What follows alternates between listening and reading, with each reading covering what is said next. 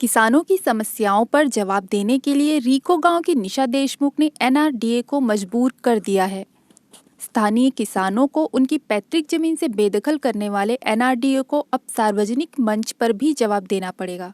किसानों को विस्थापित करने के बाद एनआरडीए ने अपनी जिम्मेदारी का निर्वहन कैसे किया, इसका भी जवाब देना पड़ेगा। एनआरडीए की प्रशासनिक कार्यवाहियों में पारदर्शिता का अभाव क्यों है, इसका जवाब एनआरडीए को देना पड़ेगा। नया रायपुर के किसानों की समस्याओं को लेकर मैं स्थानीय किसान परिवार की निशा देशमुख कई ज्वलंत प्रश्न प्रेस के माध्यम से एनआरडीए प्रशासन से पूछ रही हूँ। एनआरडीए ने मंदिर हसौद तहसील कार्यालय आरंग में प्रकरण वर्ष 2012-13 में परिवाद लगाया था, जो कि अजय पिता ईश्वर सिंह व अन्य 21 किसानों के विरुद्ध था। इस परिवाद में 21 किसान परिवार आहत हुए थे और 2012 से आज तक न्यायालयीन लड़ाई लड़ रहे हैं, जबकि यह जमीन किसानों की है और इस जमीन को एनआरडीए को किसी भी प्रकार का कोई विकास कार्य नहीं करना था। बावजूद इसके एनआरडीए ने हम किसान परिवारों की जमीन को अधिग्रहित करने का षड्यंत्र किया है। इस मामले में वर्तमान स्थिति में उच्च न्यायालय में भी किसानों ने अपनी बात रखी है, लेकिन अब तक एनआरडीए से जवाबदेही तय करने के लिए हमने कोई कार्यवाही नहीं की थी। अब इसकी पहल मैं कर रही हूं और मैंने सूचना के अधिकार के तहत एनआरडीए से कई प्रश्न पूछे हैं, जैसे अधिग्रहित की गई भूमि के भू अभिलेख तैयार करने, अन्य कायम रखने और उनके संशोधन को विनियमित करने के नियम मैंने एनआरडीए से पूछे हैं, जिससे यह पता चले कि एनआरडीए आखिर इन नियमों का पालन करते हुए कार्यवाही कर रहा है कि नहीं कर रहा।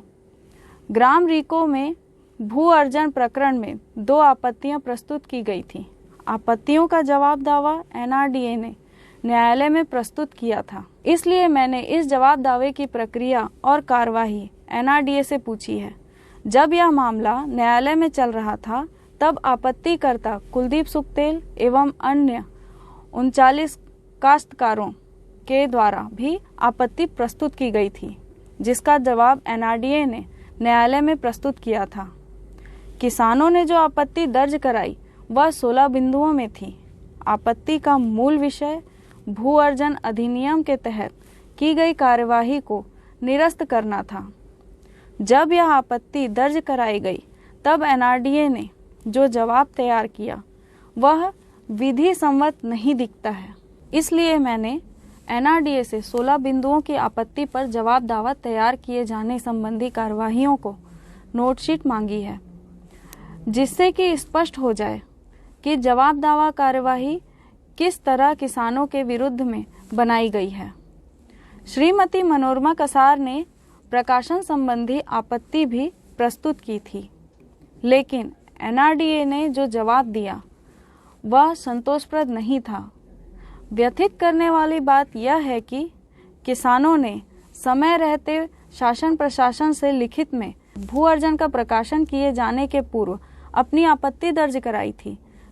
ग्राम रीको के खाता धारकों द्वारा समय रहते आपत्ति दर्ज कराने के बाद भी कार्यवाही नहीं की गई और प्रकाशन किया गया, जो बेहद अनैतिक और किसानों के अधिकारों पर अतिक्रमण करने वाला था।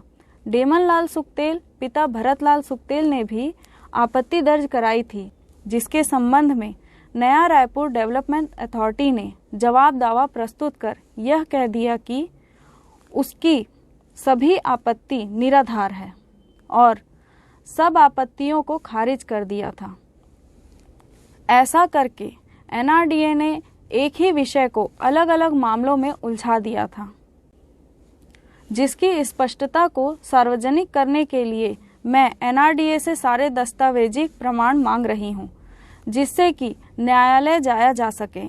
एनआरडीए ने सेक्टर 30 में रिहायशी प्लाट के नियमों व शर्तों का निर्धारण किया था। इस निर्धारण कार्यवाही के आधारभूत तथ्यों को जानने के लिए भी मैंने आवेदन किया है और दस्तावेज मांगे हैं।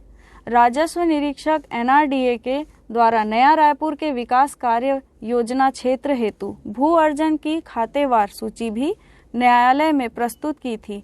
मैंने उस सूची के संबंध में कार्यवाहियों को किए जाने की नोटशीट एनआरडीए से मांगी है, जिससे स्पष्ट हो जाएगा कि क्या यह कार्यवाही नियमानुसार की गई थी।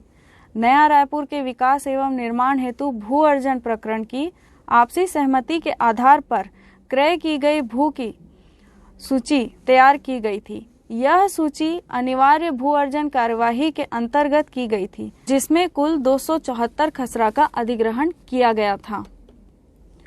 और अब हम सभी किसान परिवार इस प्रकरण को लेकर व्यथित और प्रताड़ित हैं, लेकिन अब मैं इस विषय पर सप्रमाण कार्यवाही करने के लिए मन बना चुकी हूं और दस्तावेजों के आधार पर सभी किसानों की व्यथा सक्षम न्यायालय के सामने प्रस्तुत करूंगी। अब एनआरडीए के दस्तावेज देने का इंतजार है।